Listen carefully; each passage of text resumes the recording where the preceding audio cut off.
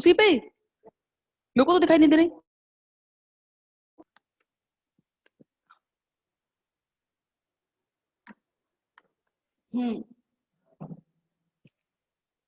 Actually में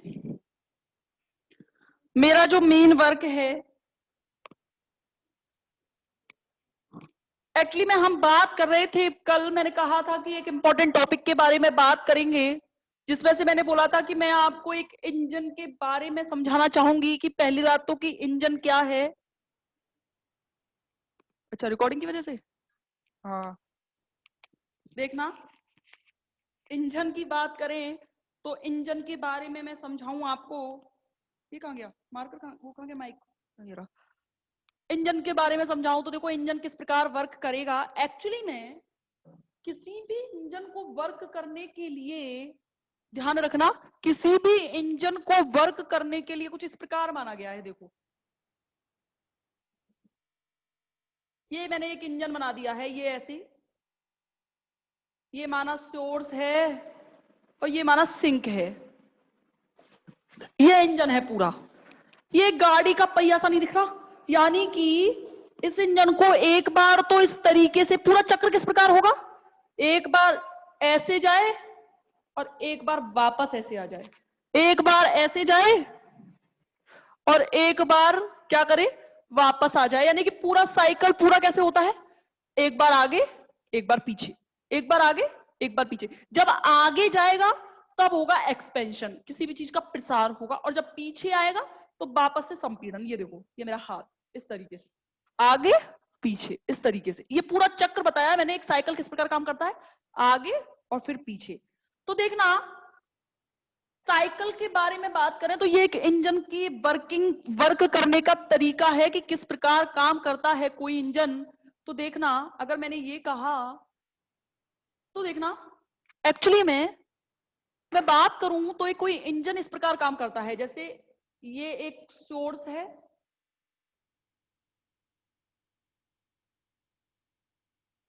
ये एक क्या है, इंजन है, और ये क्या है, एक सिंक है। ये मैंने सिंक बना दी है,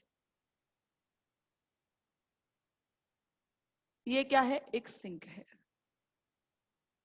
ये देखो, ये चक्र इस प्रकार है, ये इस तरीके से है। ये मैंने क्या कहा कि इसने, सोर्स ने इंजन को हीट दी, मानो Q1 या Q2 मान लो, Q2 Q1 मान लो, चलो कुछ हीट तो इस इंजन ने इस वर्क करने को ले ली, और बाकी की बची हुई हीट सिंक को दे दी गई, वो माना Q2 है।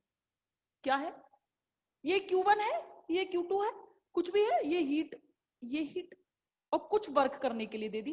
क्योंकि थर्मोडायनेमिक्स का सेकंड लॉ क्या कहता है कि पूरी की पूरी हीट को वर्क में कन्वर्ट कर पाना इम्पॉसिबल है, यानी कि कुछ हीट तो इंजन अपने काम के लिए ले लेगा और बाकी की बची हुई हीट किसको दे देगा, सिंक को दे देगा। अब देखना, अगर मैंने बात की तो क्या कह सकते हो, टोटल वर्क, यानी कि अगर मैं टोटल हीट निकालूं, जो टोटल हीट इसने एब्जॉर्ब की, उस हीट का कुछ भाग तो काम करने में चला गया और बाकी का बचा हुआ भाग सिंक को दे दिया गया। इन दोनों का टोटल टोटल हीट ही तो है, और मेरा मेन क्या है, वर्क निकालने का काम है। तो वर्क कैसे निकाला जा सकता है, Q1 माइनस Q2।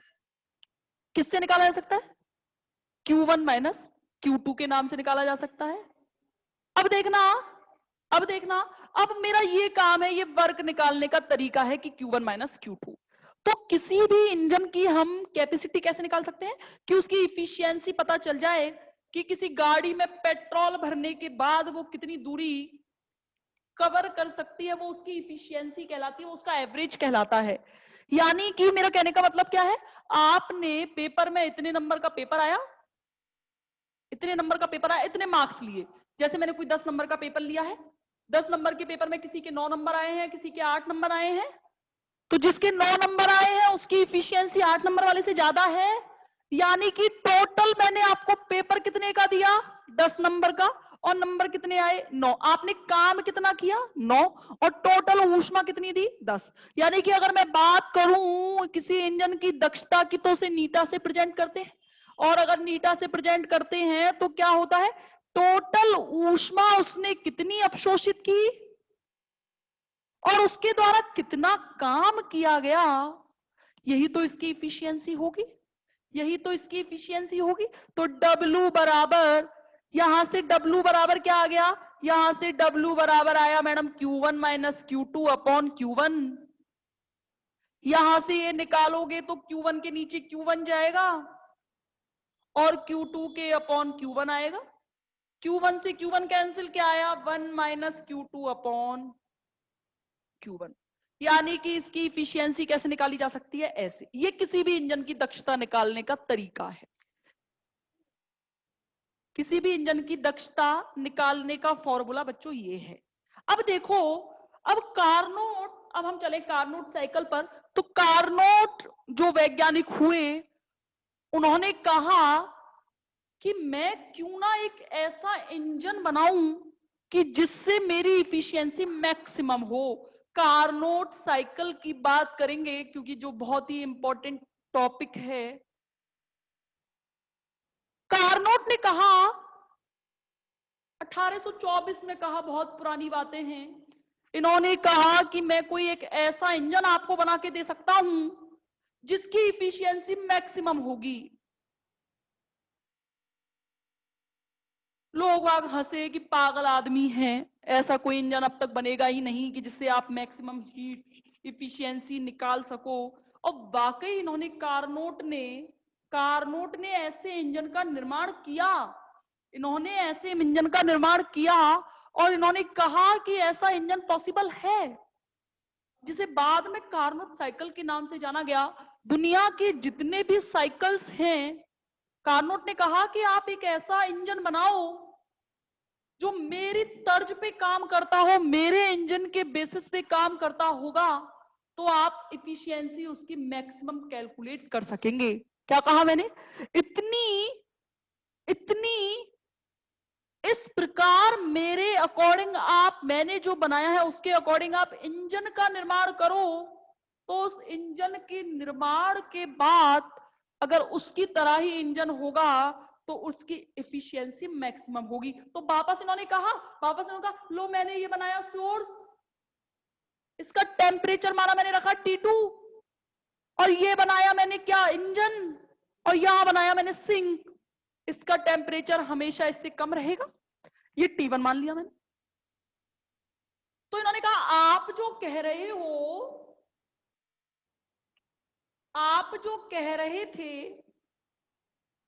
मैं इसको टेम्परेचर फॉर्म में बदल पाऊं तो मेरी दक्षता जो होगी मैं उसको सिर्फ और सिर्फ क्या निकाल पाऊंगा, मैं अब हीट पर डिपेंड ना होकर केवल टेम्परेचर पर डिपेंड होऊंगा। यानी कि इस बार मेरे इंजन की इफिशियंसी इस प्रकार कैलकुलेट की जाएगी।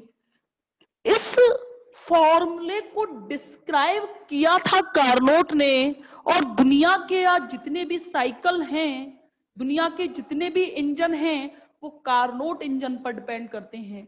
आज चाहे जितने भी इंजन होंगे इस दुनिया के, सब इस कार्नोट साइकिल को आइडियल मानकर अपने इंजन का क्या करते हैं, मैन्युफैक्चरिंग करते हैं, और उसके बेसिस पर देखते हैं कि उनके इंजन की इफिशियंसी क्या आती है, मैक्सिमम आती है। ठीक है मैडम, इतनी थी बस, इतना ही पढ़ाया था।